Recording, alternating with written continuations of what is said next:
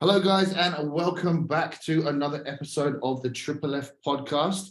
Of course, have got a guest on with me this evening, the man himself, the lactic addict, Luke. This guy is honestly a fucking godsend, I think, to this industry. And this is one of the reasons why I wanted to get Luke on.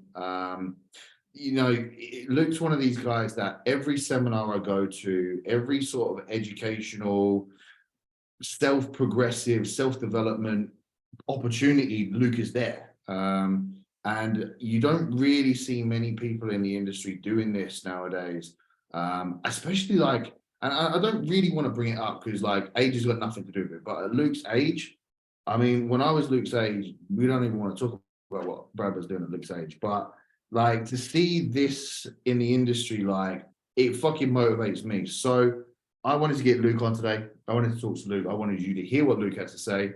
So, my man, the mic is over to you. Introduce yourself to the fine people. Firstly, thank you very much. Appreciate the kind words. So yeah, I'm Luke. I'm an online coach. I'm also a university student. And yeah, that's probably sort of summing things up. Obviously, also a bodybuilder as well. Mm-hmm. And coach as well? Yeah. Sorry, I said online coach at the start, I think. Maybe. I missed that. I wasn't listening. So, how long have you been doing all this for, bud? Like, for the listeners, some of these guys probably haven't listened to you. Hopefully, some of them have. But like, how long have you been into? Let's start with bodybuilding first, because usually that's where it starts, right? Or did you start first as a coach?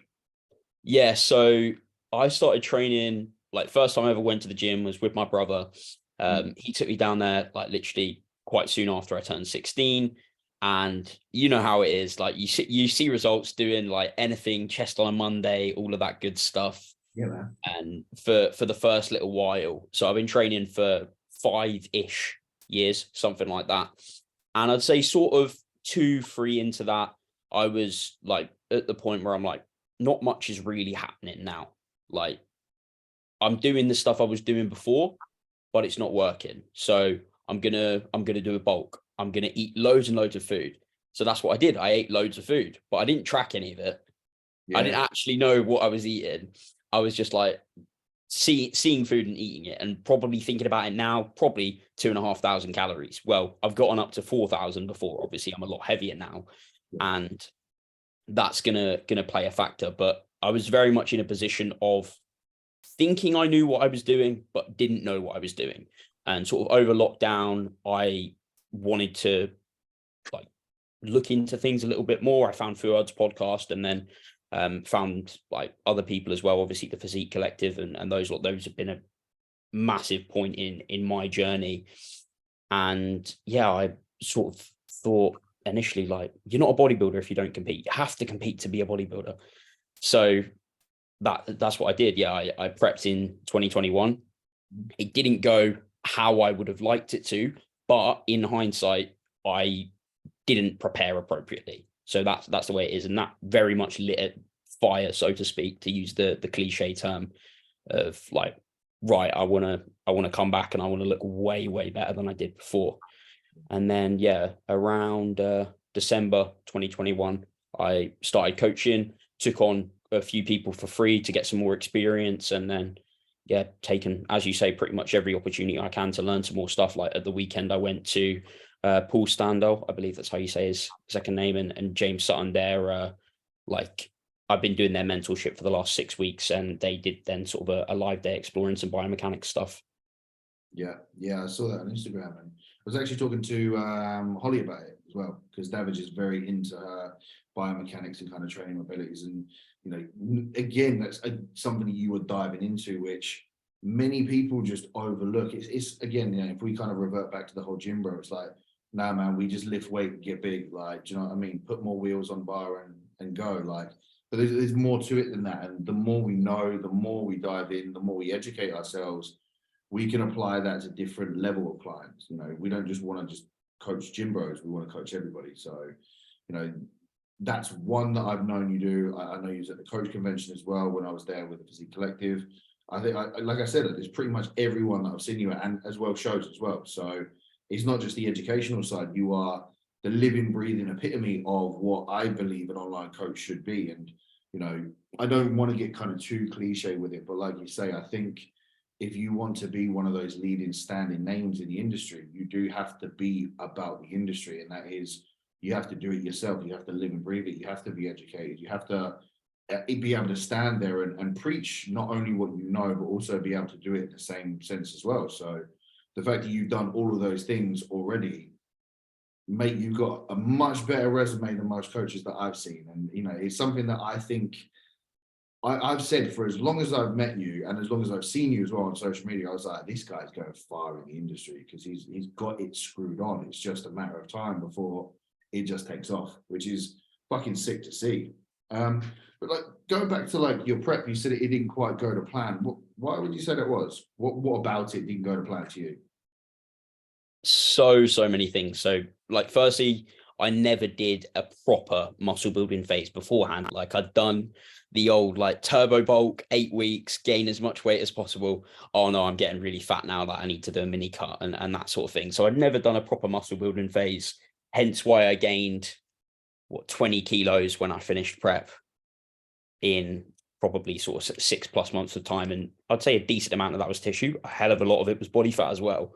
But that was sort of my first proper muscle building phase, doing stuff in a evidence-based way, not just seeing what other people were doing. Like, you know what I mean? Like, that is a degree of evidence, of course. Like, anecdotal is really, really important, especially with what we do. Like, we're not going to be getting studies on people like ourselves, but not finding what works for me. And that was a huge thing that I took away from the mentorship day the other day. Is like, there were loads of us in the room all doing the same thing, but this guy's feeling his quads, this guy's feeling his glutes. Like, why?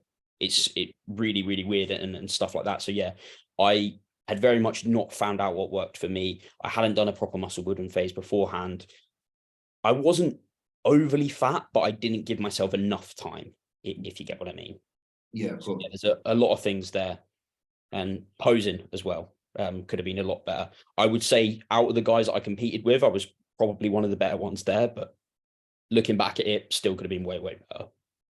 Which, I mean, still credit to yourself. Like, I think we could all pretty much do that with on our first show. Like, I spent 6-7 years of trying to progress before stepping on stage. And I can even look back now and say, you know what, I probably went too soon. I could have done with a lot more. And same with posing. I practiced for 12 months. I still could have been much better. You know, we can always brush up on those things. But I think the thing that you've taken away from it was like, right, cool. I didn't like the way that feels. I'm not doing that again. I'm going to make sure that I'm going to go away and I'm going to build. I'm going to come back with exactly those things. And like I said, your growth from when I saw you on stage to now is just completely nuts. And again, your self-development within that, posing with the boys from the Physique Collective, Ryan and Leon as well. You know, you are one of those guys that's now got a flow with it as well. So is, you know, you don't just talk the talk. You are there and go, right, cool. I'm going to do this, and I am doing this. So, mate, it's credit where it's due. Much appreciated, much appreciated. So yeah, I'm thinking probably 2025, because initially I was thinking this year, but I don't think I'm ready this year. And next year I finish uni. I'd quite like to go traveling before I look to settle down somewhat and that sort of thing, if you get what I mean. Yeah, absolutely. So kind of federations or shows or anything kind of in your mind, or is it just 2025? That's the only thing you got kind of fixed. I'd like to do at least one show with sort of each of the natty feds. So WNBF, UKDFBA, BNBF as well. And just see sort of where I fit best, because I did 2 UKDFBA shows sort of my last season. Yep. Yeah, no, that's cool. And made to look like a little boy by some of the guys. So, you know, Leon's client, Lewis. Yeah, I competed with him.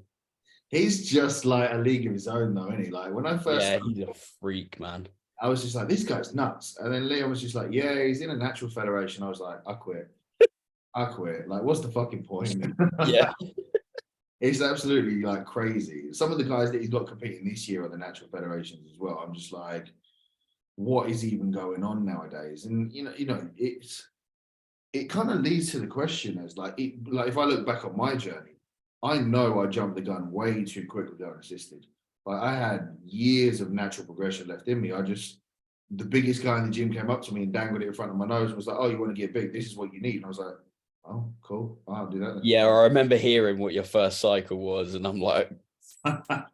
wacky. Yeah, how I came away from that one unscathed, I actually have no idea. And I think with it being that kind of like first time exposure, still being quite young, um, probably quite a late bloomer in high school as well. I think all of these things kind of like added together to assist in me not having any sort of repercussion problems in there. Like, don't get me wrong, like there's still some scar tissue from gyno that I had that needs to be removed. It's not crazily obvious, but yeah, 700 tests, 700 trend, and I think it was 150 anadrol a day as well. Like the first time Yeah, I was like, wild. oh yeah, sure. If this is what everyone's taking, it must be the answer. So yeah, that was my learning curve. Like I kind of went into that going, fuck, like this is not how things should be done or what people should be advising. And that's what then inspired me to go away and become a coach and educate and so that I can go around telling people actually, no, that's most definitely not the way you want to do things. Yeah, like that was one of the biggest reasons for me of wanting to help other people because of like the stuff that I'd got wrong in the past, like spending my first 3 years, like not even knowing what my fitness power was, like just training because that's what this geezer did over here and that sort of thing. And then thankfully I'm in a position where I'm not going to make those mistakes when it comes to PEDs, which you could arguably say are going to be like the most dangerous out of sort of those three things. But yeah, just like helping other people avoid those mistakes and ultimately like fast track their progress, I suppose, because you haven't got that learning curve to go through. Yeah, 100%. And I think that is part of the coaching process. I think, we've all been there, we've all done it. And, some of the questions that I ask like other coaches in the industry is just like, what inspired you? And it usually comes down to the same thing, the mistakes that they made over the years, they learn from and then want to then pass that on to somebody else, or, not having the opportunity or prospects. Like Joe's one that I fucking adore his mindset. And the reason he wants to do what he does now so much is because when he was getting started, there wasn't that opportunity there. So he wants to offer the apps, the seminars, the stuff, because if they were around when he was learning, it would have made life a lot easier rather than sifting through just forums and cheats and cheats and cheats and research. And yes, we love doing that, but now we also have the accessibility of going to seminars or jumping on calls or jumping on podcasts and stuff and just learning and talking to each other. So yeah, maximizing that as much as possible and utilizing that as a coach and as a community, I think is essential. It's like the biggest time saver there is because you've got this person and their hundreds, thousands of hours of experience Yeah. and that they've spent like looking through the research, working with people that they've distilled into this is probably what's going to work best. Mm-hmm. Yeah. And yeah, like that can be really, really useful for people for obvious reasons. Yeah. And I think one of the coolest things about it is there's obviously the go-to kind of moguls of certain aspects, but everybody has their own experience. Everybody has their own sort of client base that they've learned from, and like you say, taken anecdotal research from. So you can learn from one person, you can learn from another person, you can learn from another person, and you can combine all this information and find your own methods of doing things, which is one thing that I love doing. I love learning from Joe. I love learning from Dr. Scott. I love learning from Mike. I love learning from John Jewett, and then just going, right, cool. Like everyone's kind of on the same barrier, but this one's a little different. This one's a little different. I'm going to see which one works. I'm going to see which one I enjoy. I'm going to see which one responds well with this client, which might not have responded well with this client. So that's the cool sciencey, like fun side of it, I think, for me. Yeah, like an example that comes to mind for me recently is that I've got this client and we were literally upping his food for weeks and weeks and weeks, and he just keep dropping weight. I'm like, what is going on with your metabolism? And we've got like he's one of those people that's naturally like ridiculously lean, and we finally found that point Yeah. that he's now like gaining weight at a sufficient pace, if that makes sense. So that's something that I can take forward into the future and go like, okay, when we've got somebody who's sort of like this, maybe we might need to be a little bit more assertive than I would be traditionally and those sorts of things. Absolutely. And I think it's not that, again, the beauty of coaching is just learning as you go. Everyone is so individual. And I guess, like, you can have one male that's a set kind of parameter of a male. Doesn't mean every male of that height, that weight, that training performance, or that daily expenditure is going to be exactly the same. Like, we all respond very differently. Like, I'm sure there's been so many times where Joe looks at what my physique does, it's like, this makes no fucking sense. Same with Leon. Like, Leon is just a fucking phenomenon. He doesn't compute. You know? It's just silly. Yeah, like if you combine me and Leon together, fucking hell, like the way that that guy grows and the way that I lean out, like we would have just some mass genetic mutation. It would just be fucking ridiculous. So it is, but that's the difference in two people. Me and Leon, like on paper, are pretty much the same, but very, very different on different aspects. Like, fuck me, it takes me ages to grow. Leon just looks at food and just mutates. It's nuts. Yeah, like he started his first prep and finished it the same way. It's like, what? Yeah, like what is that? Who does that? He messaged me today. He's like, bro, you're gonna do the same. And I'm like, nah, I'm not built like that. I can lose 12 kilos in 4 weeks, but I can't gain it and grow it through a prep. That doesn't work like that for me, unfortunately. Yeah, that's absolutely wild. Because I started following Leon when like he was still working. I believe he did construction, right? Yeah, that's it. And then just like the progress since then is just silly. Yeah, it's nuts. I think that was around about the same time I followed him, like before his first show, because I remember we were prepping it around the same time. And I kept seeing him pop up, and I was like, I fucking pray to God I'm not going against him. I can't do it. Like, if I find out we're on the same show, I'm just not turning up. Or I'm just going to do a different fucking class because I ain't stepping next to him. And I think we were like a couple of weeks away from each other. And then that's how me and Leon got talking. But yeah, it's been nuts. Like, again, like opportunities within this industry of just meeting people like that, becoming friends, and then working alongside them. Like, that's the coolest thing about what we do. Yeah, like when I sort of first started getting into bodybuilding, I didn't really know anybody locally, if that makes sense. And now, like all of the people that I would consider to be good friends, I've met through Instagram. Like Tom Taylor is a great example of that. Like I think, we first started talking because he initially messaged me about like something I think I shared one of my clients' form clips, and he was like, "Oh, this is another good idea that you can add." Like just an absolutely awesome guy, and yeah, like we've become really, really good friends over Instagram and that sort of thing. And it's always so cool how you can meet people like that, because locally, like how many people are you going to find that take bodybuilding as seriously as somebody who's a coach who compete? Is probably not that many, unless you live in like just next to Kings or in Rotherham and that sort of thing.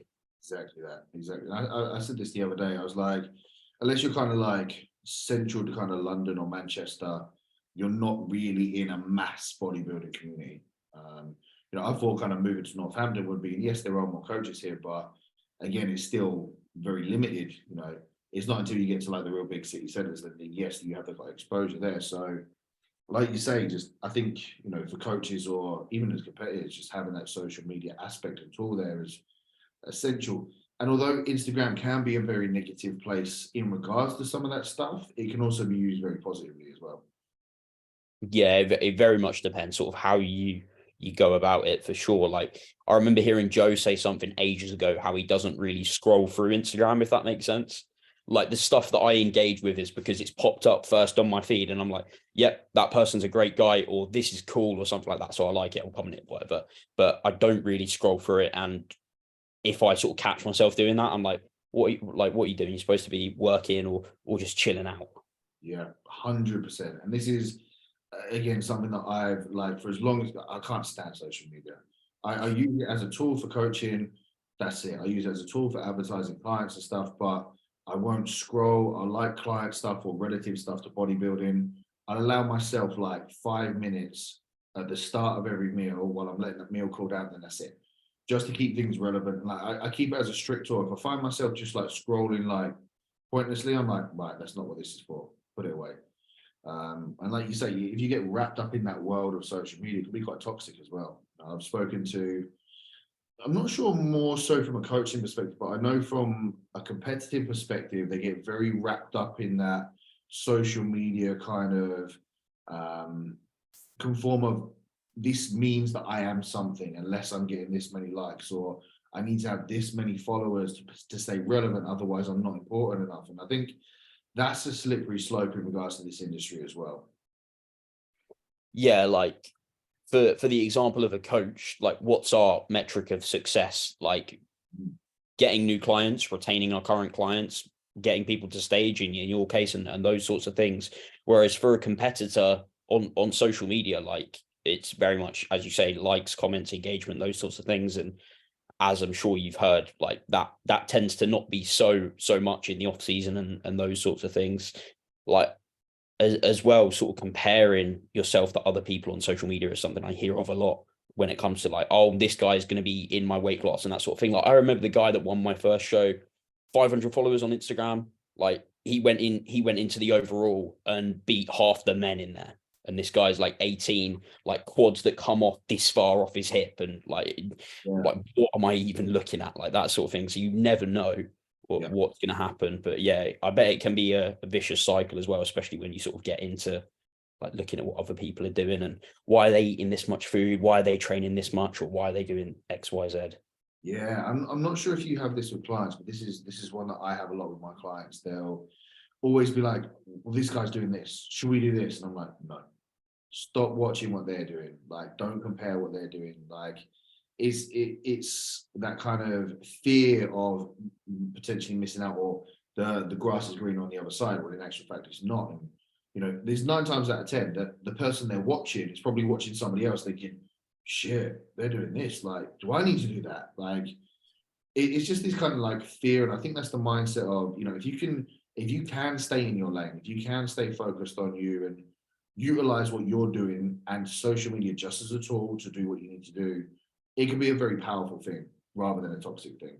Yeah, like I still fall into this trap a fair bit, like looking at people my age, like why am I not growing at the rate they're growing, or why are they stronger than me and things like that. And then I'm like, oh wait, yeah, that guy takes peds, so that's probably not a very good comparison. And like stuff business wise as well, like, okay, this person's got 20,000 followers. Maybe that's why they're doing a little bit better than me coaching wise, or at least from the outside perspective and that sort of thing. So I'll level with you. I've done exactly the same thing. Like, you know, one of the first things that kind of sprung to mind with me, I'd done a consult call with Christian, I think it was over a year ago. When I got on the call, started talking, blah, blah, blah, blah. He's like, oh, how many clients have you got? And I was like, 25. He's like, you got 25 clients? I was like, yeah. He's like, you've only got 2,000 followers. I was like, yeah. He's like, oh, I didn't realize you had that much. And I thought, hold on, does that count? Does that matter? And I thought, oh shit, well, maybe I now need more followers. Maybe that's an issue. Or, and then you start like going down this spiral of like, oh fuck, like that's my problem. I need to get followers. I need to get followers. And like when I got off this consult call, I was like, right, I need to up my social media game. I need to do this. And don't get me wrong, I did, and it improved things. But then I found I was chasing the wrong thing. I was like, hold on a minute. I got 25 clients off 2,000 followers. I was like, I'm not in a bad spot here. I just need to keep doing what I'm doing. Just be fucking patient and let it grow. And you know, I then found that I was like focusing on the wrong things, and I was focusing too much on social media and trying to gain followers. And then I was like, shit, am I actually being natural anymore? Is this my force? And I was just like, yeah, I'm falling into like a problem with like social media now. I need to put it back. I need to go, I'm not a social media influencer. I'm a coach that uses social media as a tool. And then it just like puts things into perspective again. And I'm like, right, cool.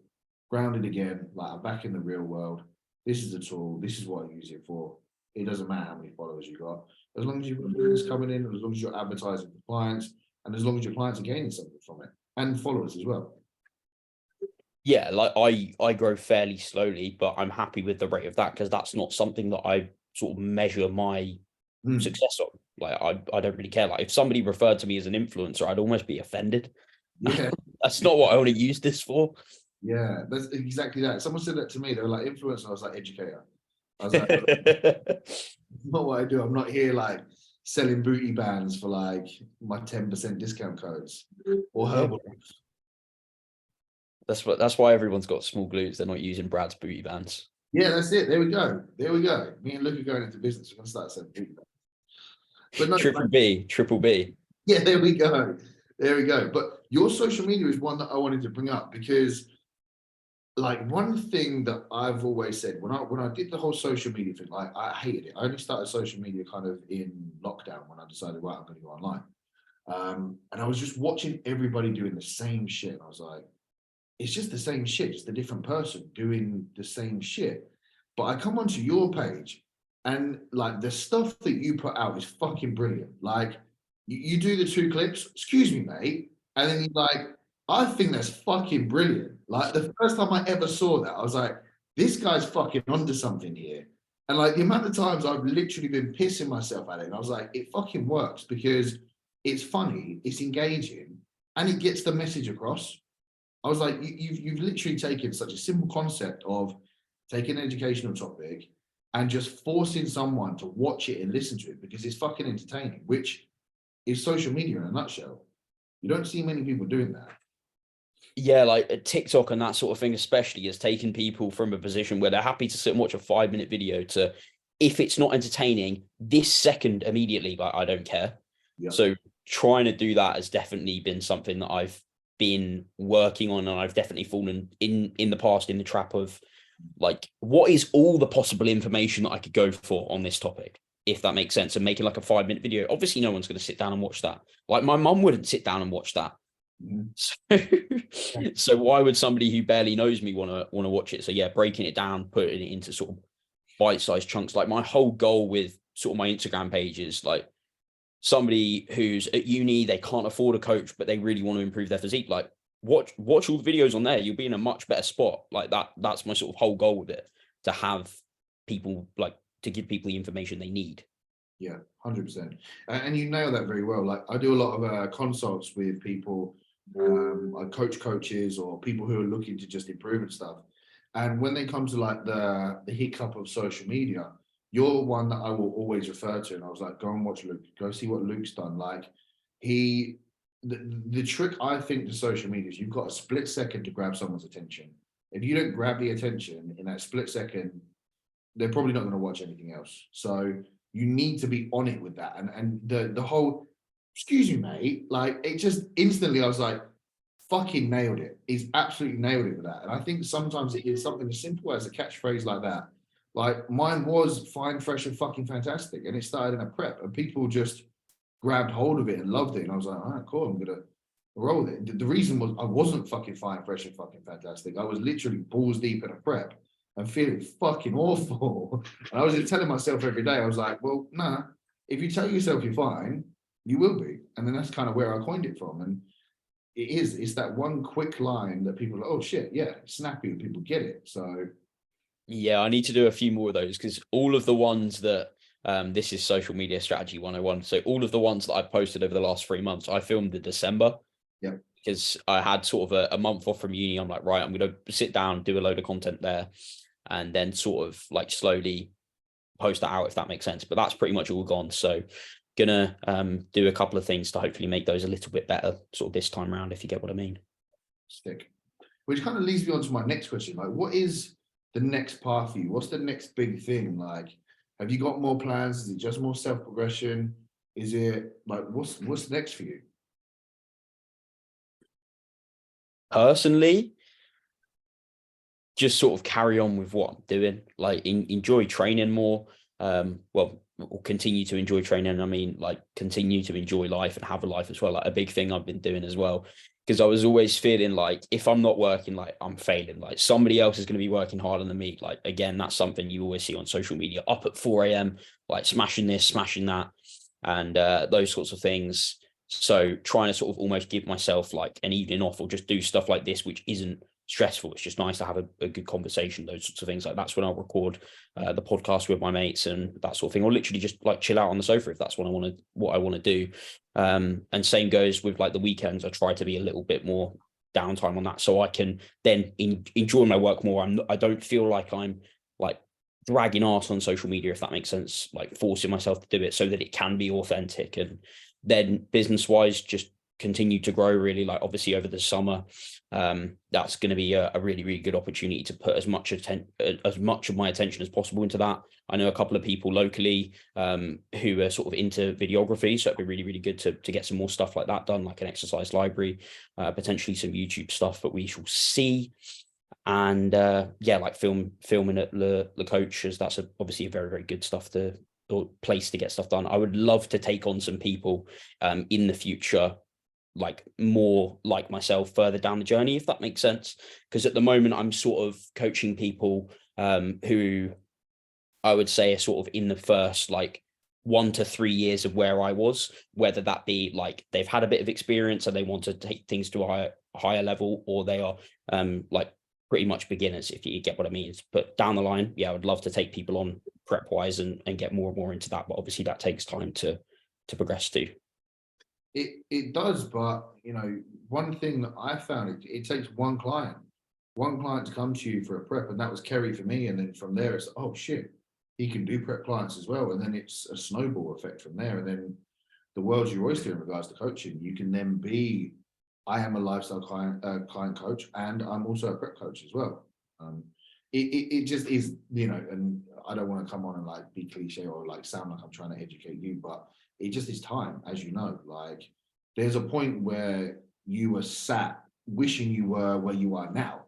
And again, it's such an old cliche saying, but it is true. Like I have to remind myself every now and then going, fuck, like I wished for this years ago. I didn't think this was possible. So I have to kind of ground myself every now and then and be like, do you know what? Like, not bad going, mate. Like we're not there yet, but not bad going. So Yeah, like this is something I was planning to post up today, in the sense of stop comparing yourself to other people, compare yourself to who you were like 5, 10 chapters ago. Like if you were to say to me, end of 2021, like this is what you're going to look like in January, in a year's time or whatever, I'd be like, yeah, hell yes, let's go for it. Whereas now I'm like, this still needs to improve. This isn't good enough. This is, you know, how will you go? the forever chase of something else in bodybuilding, is it? We never take a moment to just sit back and think, oh, do you know what? Actually, that's not too bad. We did quite well there. It's always that, what's the next step? What's the next thing? What's the next progression? So yeah, definitely. I think that just is bodybuilding, it is coaching, and to a degree, I think it has to play a part. Otherwise, we'll just get stagnant and stay the same and become one of those coaches or bodybuilders that just never progresses and just constantly stays in a standstill. But the one thing I love that is you are very aware of your own personal time as well, which I think probably if you ask any coach in this industry, they're probably all very guilty of not taking enough time. I know like my own worst trait is that forever constantly looking at something else. Like I don't sit down or chill out or switch off. I'm always like, right, cool, what's next? What's next? What's next? It's not until I'm burnt out that I'm like, fuck, I've done it again. Like I've pushed too far and now need to take some rest and now need to chill. So the fact that you're conscious of that is very good. And putting those boundaries in place as well Yeah. also makes what you're doing work wise more productive. Like it was an issue for me, relationship wise. Like you're always on your phone, and that sort of thing, like working on this, working on that, which like is something that this person really, really respected about me, and like my work ethic compared to people my age. But equally, it's not good for the relationship to not be able to get the time together, if you get what I mean. So saying to her, like, okay, can you give me 3 hours in the morning? I'll do all my stuff then, and then we've got the rest of the day, and that sort of thing. And yeah, not it makes your work better, it makes your life better, it makes you enjoy things more, which is obviously pretty damn good. Yeah, it's essential. And like, this is something that I kind of say to most people is that there is a life outside of work. There's a life outside of bodybuilding. You know, what are we bodybuilding and working for? It's not to work more and bodybuild more. Yeah, okay, bodybuilding is fucking expensive, but we still need to enjoy an element of life away from that. And that's one thing that I encourage all my competitors that have something away from bodybuilding that you can enjoy, that you can have fun in, that you can switch off from work, bodybuilding life and just go and do something different. So 100% you need that in life. For sure. I believe Dean McKillop calls it life season. Is that right? That's it. Yeah. Yeah. Which is like a nice way to put it. Like you've got prep, you've got life season. Yeah, that's exactly it. Life season. Enjoying the off-plan meals, seeing people, all that good stuff. Mhm. That's it. That is the perfect balance of life. And I had this discussion with Victoria Felker when we did a podcast together. It was that, are you happy? Like, not in bodybuilding, not in coaching, but just life. You know, what brings you happiness? What brings you satisfaction? What brings you peace? And you know, that question kind of dawned on me. I was like, fuck. I was like, I don't do anything other than coaching or bodybuilding. I was just like, there's happiness beyond that. I was like, what do normal people do? And it kind of got me thinking about it. I was like, yeah, shit, I need to chill out a little bit. Like, I think don't get me wrong. Like, it is kind of like, for me, I want to turn pro, like when it comes to bodybuilding. I'm not anywhere near that yet, but I will chase that pursuit as much as I possibly can. So, yeah, sacrifices have to be made to the degree, but doesn't mean I can't enjoy life still. So it was at that point I was kind of like, whoa, I need to chill out a little bit and find something else as well as this, because otherwise I'm going to burn out pretty fucking quick. Yeah, it's finding that balance between sort of enough enjoyment that you're able to still make good progress, but not so little that it just like makes you miserable and you don't stick to it long term. Yeah, exactly that. Exactly that. And again, it's something that you've displayed for as long as I've followed you. You know, you are very clear with your direction. You're very clear with what you do and how you do it. You study, you go to uni, you are also a coach, you're also a bodybuilder, but you have balance, you have life as well. Like your whole social media portrays that, which I think is putting out a very healthy message out to the industry as well, and potential clients and followers as well. Is that I can do this very successfully as a bodybuilder, as a coach, and just as Luke, the person who lives outside that. Yeah, it's definitely something that I'm continuing to work on, but I'm glad that sort of comes across. No, it's sick, man. It's sick. Bro, no, it's been fucking good. Should we wrap it up with some questions? Yeah, I can pull up the ones I've got. We can do like one each, and Yeah. then yeah, if that makes sense. I believe it makes sense. I'll let you go first. Sick. Okay, let me pull them up. So from I think hello. I think a couple of these that we might have already covered through like what made you start bodybuilding itself and coaching. We've done DP Fit, who wins the pose down. I'm not on enough primo to do that. Sorry. So got that one, Brad. We'll do it. We'll do it. To be fair, me and Luke discussed about having a training session soon. So we'll have a training session. We'll have a little pose down as well. When I drive back up to uni, I literally go like straight past Northampton, so we can definitely get that arranged. Mate, Corpus is sick here. I was Yeah. training with bodies, and I went to Corpus like a couple of weeks ago. I was like, "What the fuck am I doing? This seems sick." Yeah, I know a few people that train there, and it does look pretty good. Yeah. So another one, John. Shout out to John, JCCC training. Wait, that's more than one C. Anyway, do tattoos affect scores in competition? Do you want to answer this and I'll answer, or do you want I don't really know. to? So it depends on the federation. I would say yes. Now, if you're looking at like a real close, tough lineup, and we're talking like split hair decision, if you've got like one of my downfalls is my left arm. I've got quite a heavily dark half sleeve, covers my shoulder, bicep, tricep. The likeness is you're not going to be able to see as much detail on that left side. Could it affect my placing? Potentially, if I was very, very close to, say, the person to my left or my right.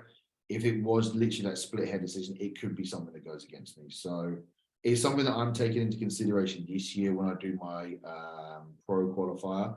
I'm probably going to use some tattoo cover up. So the fact that I'm willing to do that is enough for me to say yes, it can and probably could go against you in certain circumstances. If you're a clear winner, then no. They're not just going to mark you down because of a tattoo, but it could affect the placing based on impairing the look, is probably what I'd say. Yeah, I get what you mean. Another one. What? Oh no, wait. I think I've done two. Yeah, you go. All right.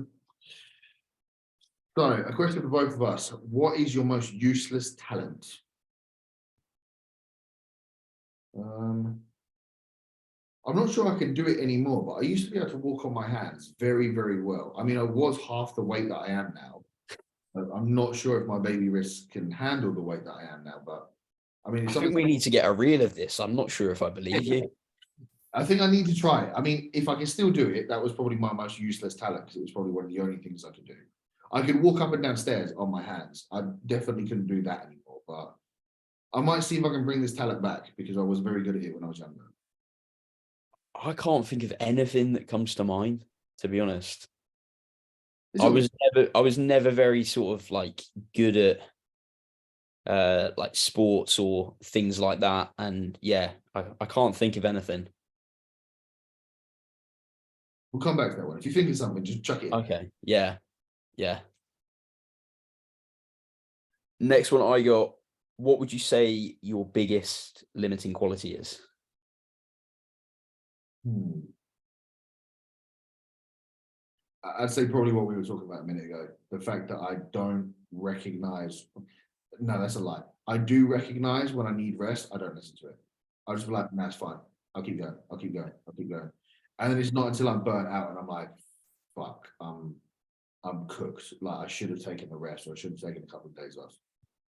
I've A learned way that I always like to put it. Sorry, carry on. I've learned that very well with training because that's where I always get fucking injured. But I stopped doing it with training now, but I still do it with life. So that probably applies to everything.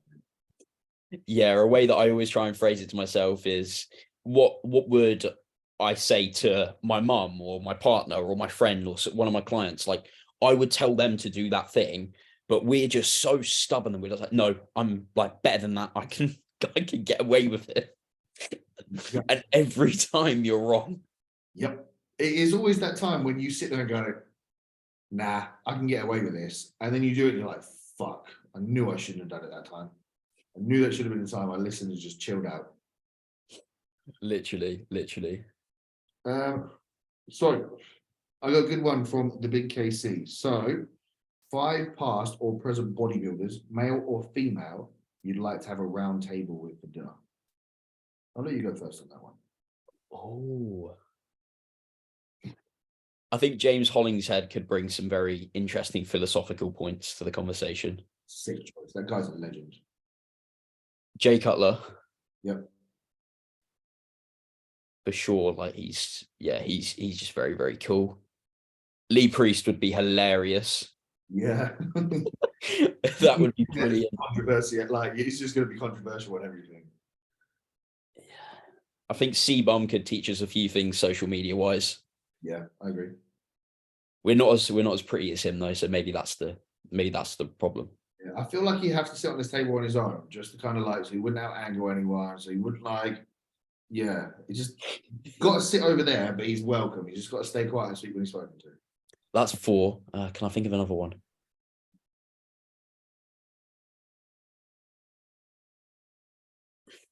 I reckon I can't decide between the two. Ron Partlow or Dusty Hanshaw. They're both just legends. Yeah, tough one. Tough one. We're gonna let you have 6 because that's a good choice. Yeah. I'm gonna throw a curveball and I'm gonna mix it male and female. So I'm gonna do 5 female, 5 males, because I don't think males and females will go together because they'll just be too much like headbutting. I'm gonna say the females first because obviously where I approach more females, I feel like I need to be a little bit more adversive. So I'm gonna say I forget her last name, but her name's Iris. She actually has Iris Kyle. yeah. She actually holds the leading amount of Olympia titles, but not many people know that because obviously being female, she was kind of shunned out a little bit. I think she is an absolute fucking legend.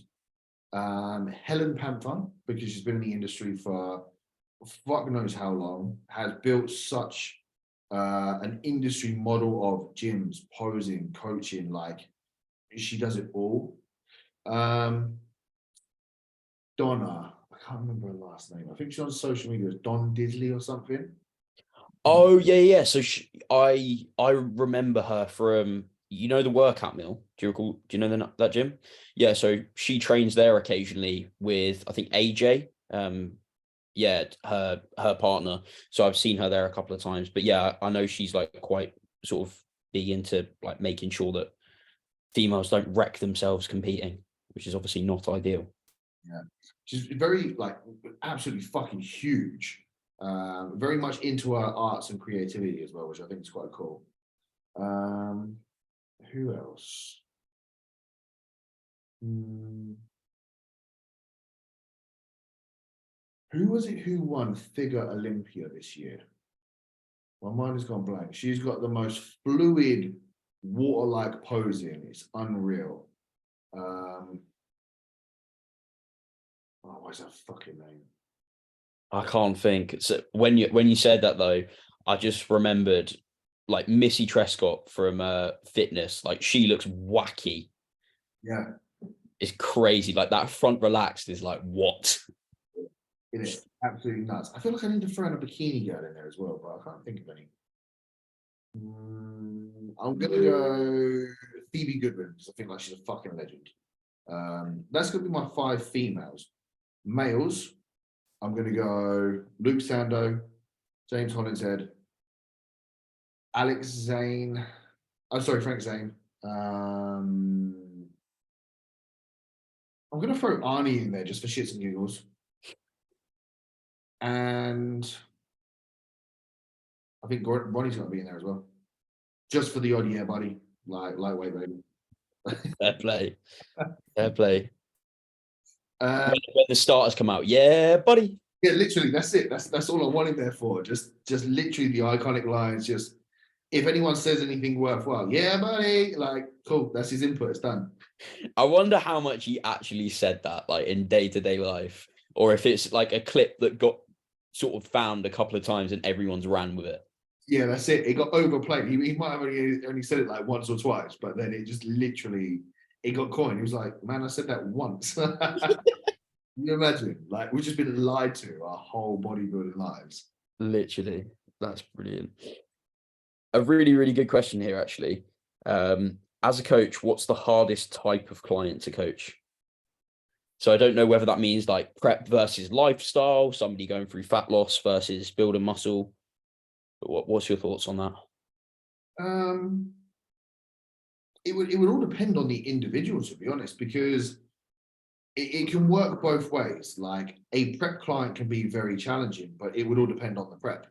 A lifestyle client can be very challenging. It depends on their lifestyle. You know, for example, I'd say probably one of the hardest people I've ever had to coach would be a combination. I've had three that really kind of like dig out. One was a client who was dealing with kind of like very, very early stages of post anorexia. That was a very, very delicate situation. There had to be a lot of kind of communication with hospitals, doctors, parents. It wasn't just as simple as like, let's deal with this together. There was so many moving components.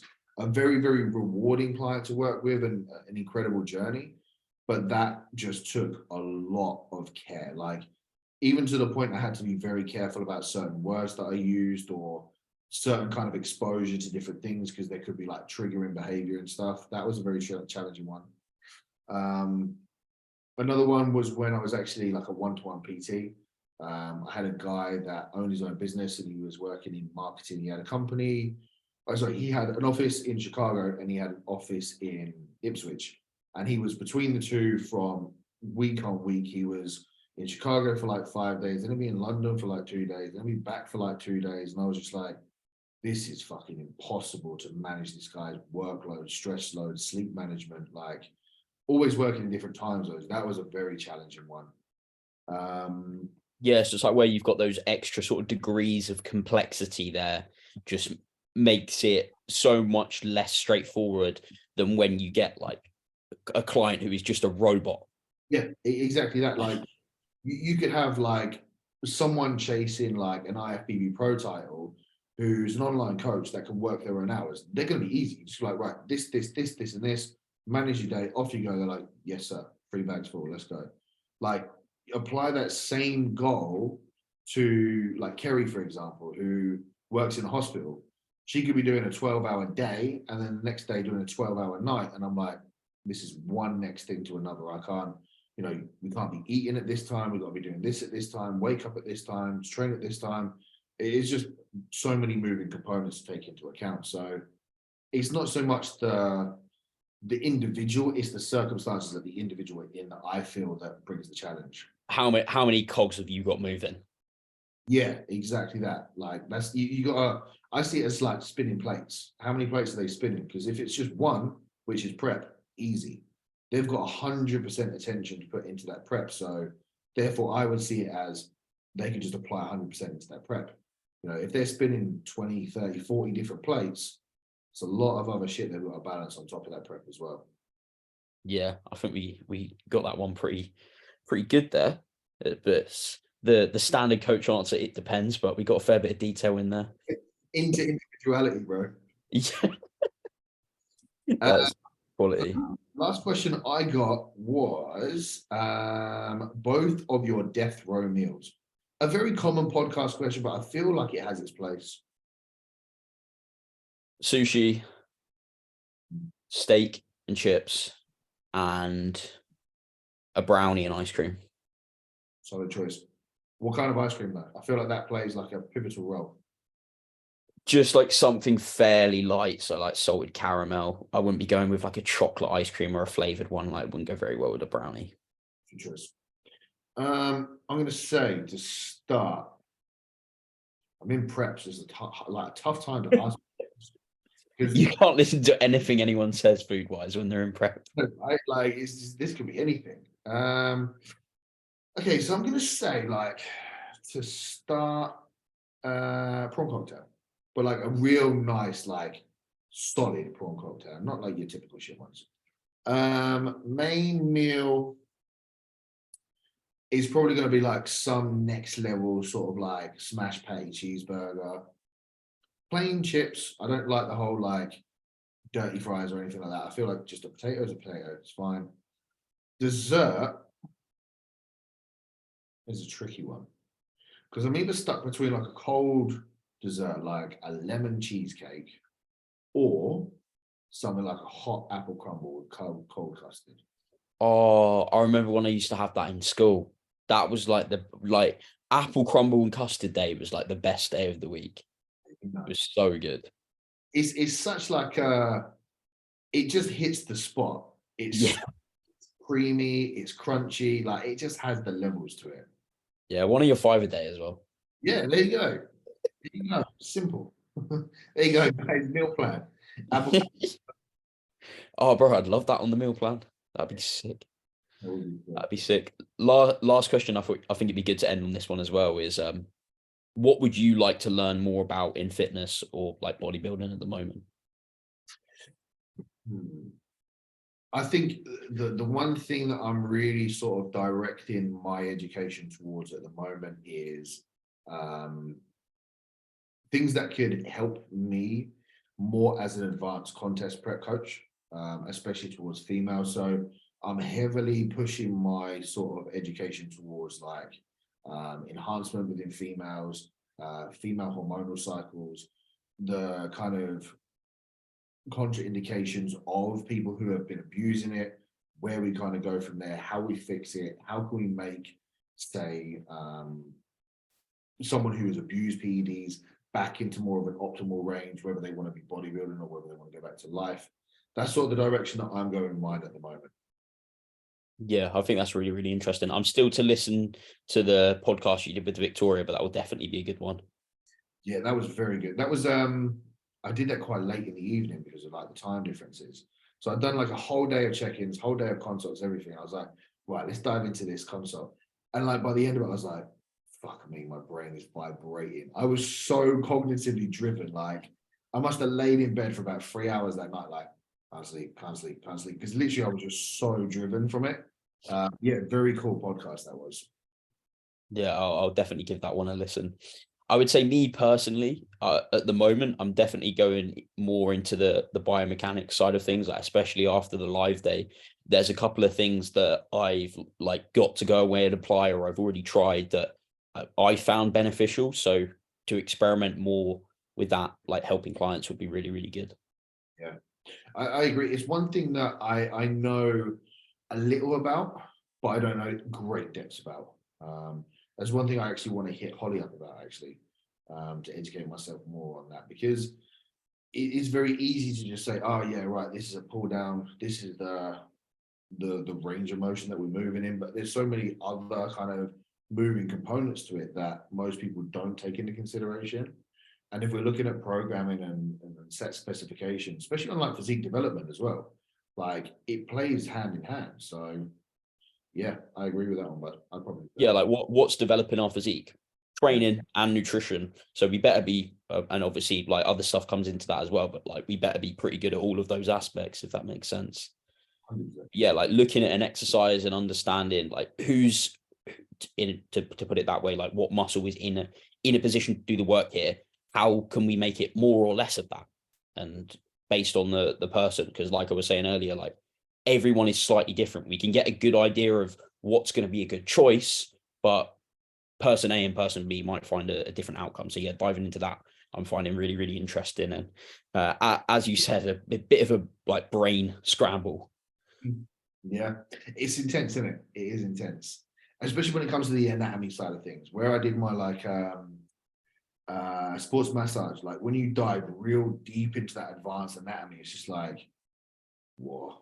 Like, you talk about like basic anatomy of like the muscles that we use every day, but then you go into like the agonist, antagonist, you go into like supporting muscles around it. Like the amount of times I've gone and spoke to someone about an injury and like I'm reading off muscles, they're like, where even is that? And I'm like, don't worry, it's just here, your lower back. And it's like, oh, okay. And it's not until you like dive into it that you then realize actually how much is going on. Yeah, I don't know what this is, but I do know that I hate whoever named it. Yeah, that's exactly it. Like, who the fuck thought of a sternocleidomastoid? Like, why name it that? Literally. Yeah, Literally. Oh, quality, mate. Thank you very much for having me on. It's been really, really good to chat to you. And yeah, thank you. like I said, like for me, I don't have the hugest following in the world, but you know, when I see someone that I admire in the industry or that I feel is or needs to be heard or spoken about, yeah, of course I want to get them when I want to speak about them. Of course, I want other people to listen from them as well. So, yeah, man, it's been an absolute pleasure as always. Great to have you on the podcast. We'll definitely have you on another one as well. We will definitely get that training session into Yeah. film the pose down for the guys that they want to see. I'll have to make a trip down to the gym. What was the gym? Le Coach, it's just outside Cambridge. Yeah, when he opened up the first one, I wanted to get down. I never actually made it down, but the second one looks sick. Yeah, it's really, really good. There's so much choice of kit. It's like, what do I use? Because I've got so many good options. Yeah, that sounds like a dream. Well, bud, that kind of wraps it up. I've got Tank under my feet begging me for dinner, so I don't know if the people on the camera can see him hopping around like a fucking lunatic. Yeah, I saw him earlier, bless him. He's ready. He's like, Dad, come on, feed me. Feed me. Go away. I'll come speak to you in a minute. But guys, that wraps it up with myself and Luke. Tank is clearly impatient and ready for food. It's been an absolute pleasure having Luke on the podcast. There will be more to come, more guests to come. As always, stay fine, fresh, and fucking fantastic. And I will see you all soon.